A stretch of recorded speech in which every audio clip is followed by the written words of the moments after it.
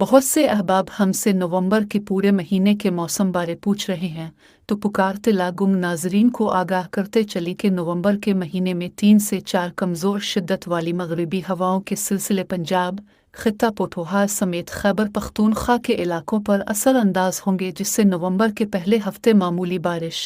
دوسرے ہفتے اور مہینے کے آخری 10 دنوں کے دوران اچھی بارش اور پہاڑوں پر برف باری متوقع ہے۔ اسلام آباد، اٹک، چکوال، تلاگنگ سمیت خطہ پوٹھوہار میں سردی کی پہلی لہر نومبر کے آخری ہفتے میں شروع ہونے کا امکان۔